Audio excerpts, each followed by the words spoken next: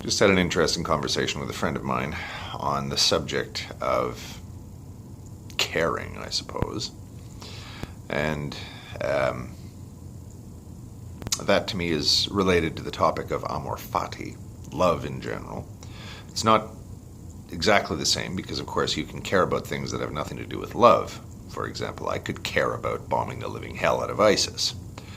Although I suppose one could say that there's a little bit of love involved in that too. I don't like them, but I like helping the people that, I like the French, so they just attacked ISIS, yada yada. But caring and the universe does not care. That's, a lot of postulates are made on that subject, whether or not the universe cares. I think most people that I know have concluded that if we want to call it the external universe, i.e. the physical laws and everything like that, don't care. Okay, that I understand, and I more or less agree with it, even though I don't really have any evidence to support that. Again, evidence of absence, that's a tough one, right? For all I know, the universe does care, but I have no way of knowing it. But it looks to me as though the universe doesn't care. Or if it does care about certain things, or if it is an it, then they are things that are alien to me. That's kind of Lovecraftian, right? No. I'm the universe, or at least I'm part of the universe.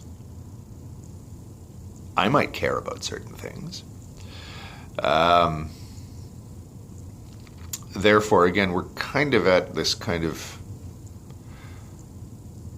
fork in the road where all roads lead back to yourself, right? You have to sort of say, okay, if the universe doesn't care, I am part of the universe, so you get this syllogism thing going.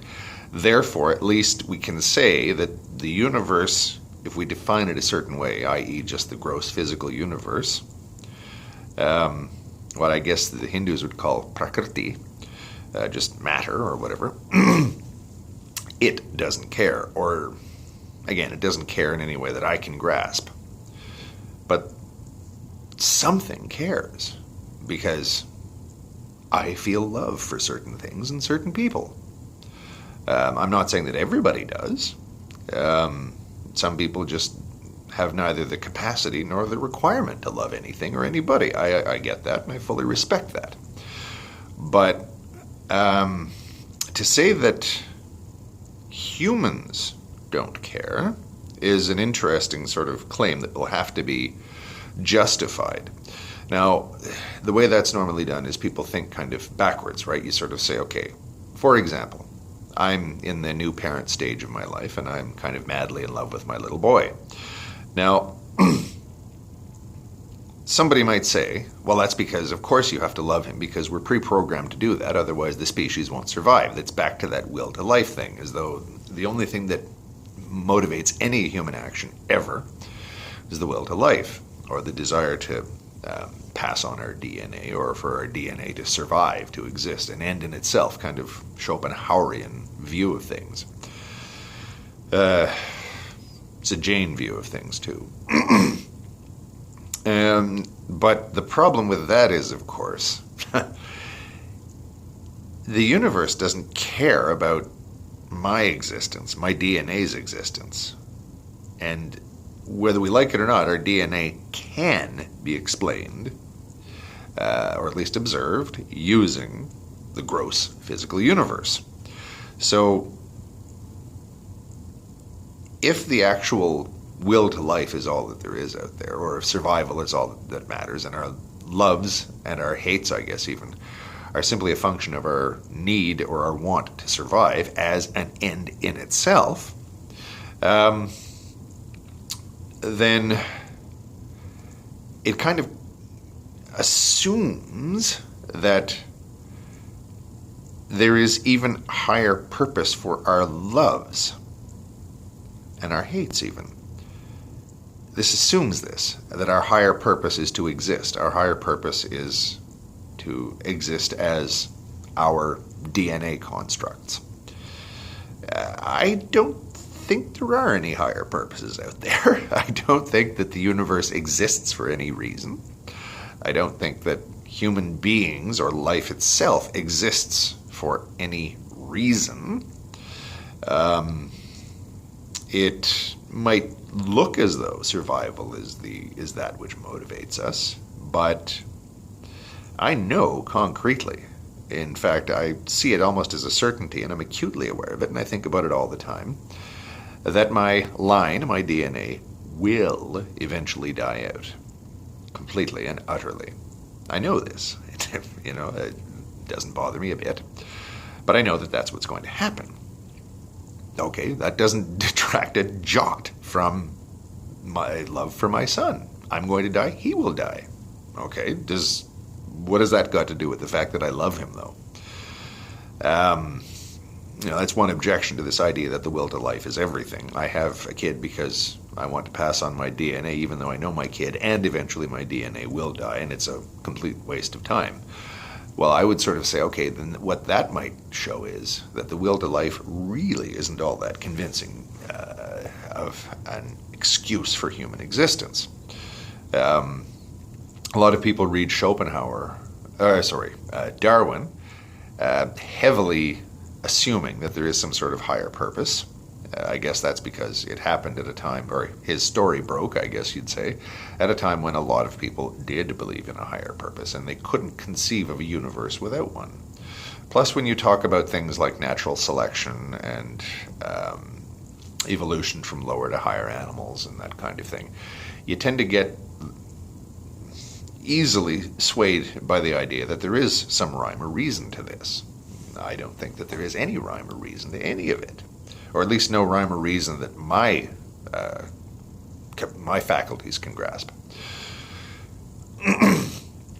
So, the universe, the gross physical universe, doesn't care. Probably doesn't. Let's just assume that, but provisionally. But humans care. Humans are part of the universe. Humans care both positively and negatively, of course. We love and we hate. I've just sort of overcome what I perceive are the objections to the idea that love is something other than a mere survival tool. I think that love is a little beyond that, and I'm not sure that we really understand what it is, what love is. I can say it's a wonderful feeling, but again, I've met plenty of people that just don't see any need for it in their lives. You might think that that's strange, but okay, a lot of people think I'm strange. People come in all varieties, I guess. But we know that it is a great motivating factor for people, for their actions, even actions that people know are futile. There's a little story, or short story, or vignette from George Orwell's 1984, where there was a woman, the main character in 1984 was watching a film in this dystopian future society where films are nothing but violence and political propaganda. And there's a bunch of refugees in a lifeboat, and it's being strafed by a ground attack plane, or in this case, I guess, a sea attack plane or something. And a woman is in the lifeboat, or in the boat, holding a baby. And the plane comes up behind them and rakes them with machine gun fire, and she holds the baby into her. Doesn't matter. She may as well have been made out of rice paper, because the bullets go right through her and the body, and the baby. But she did it anyway, even though she knew. And Orwell sort of goes beyond the notion that this is simply a stimulus response action. He says, you know that it's futile, but you do it anyway. Love. That's just an aspect of love itself.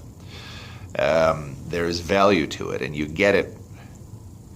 You get the value in strange ways, and knowing completely that that what you're doing may be futile.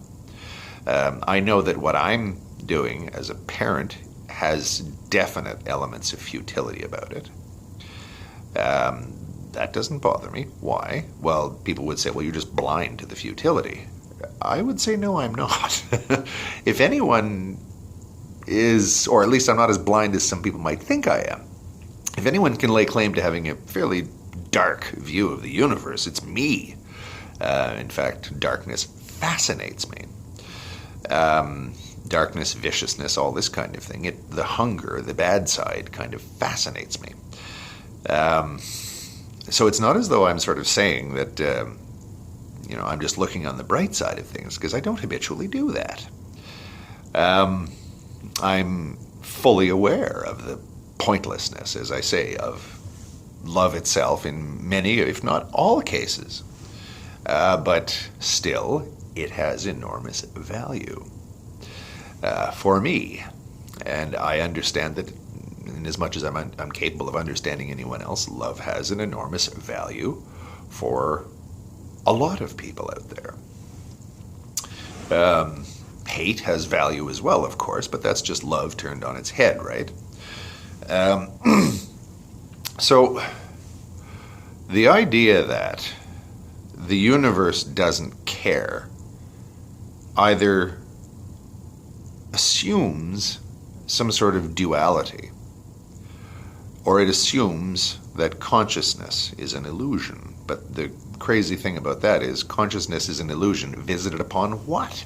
If something is being tricked into thinking that it exists anyway. So you can, that one's tough. I have to, I've been mulling that one over for years, and I still haven't sort of been able to make my mind up on that. Whether or not we live in a dualistic or a monistic universe, or what we mean by either one of those. But let's say in the gross physical universe, love does not phenomenally exist, but something called love does. It may not exist in the same way, but because it's a concept, it's a feeling, it's an emotion, etc. People will say that's just nothing but chemical reactions that are acting upon me. But again, we're back at the idea that there's some puppet up there pulling my strings. It just sounds way too much like God or faith for me to sort of put any store in that kind of thing. It may be useful for me to love, but that doesn't mean that I love because it's useful. Cart and horse again. Back to Seneca, where we Romans believe that thunder is caused by the collision of clouds, whereas the Etruscans believe that clouds collide in order to cause thunder. I don't believe that there's an intent in things like that behind it. I don't think that there's any teleology or purpose behind any of this sort of thing. So what is love is something that's probably going to have to be a lot more carefully explored. Because we can say that it exists, but it only exists in terms of a concept. Concepts don't exist outside of human consciousness. You're in that kind of rabbit hole again. But I guess the conversation that I had with my friend a while back ended with him sort of saying, and it was pretty interesting the way he did it. He kind of used it as sort of a punchline for the conversation that we'd been having, because we were corresponding by email. We weren't actually speaking to each other. He goes, well, yeah, the universe doesn't care, but occasionally I do. What does that mean? Occasionally I do. Isn't he part of the universe? Doesn't that mean that in some sense, at least part of the universe cares? At least part of a part of the universe? Again, you can explain why you believe he cares. But again, you end up back at something that, in my opinion, strangely resembles faith. Sorry, I haven't made a video in a while. I was out of the country again.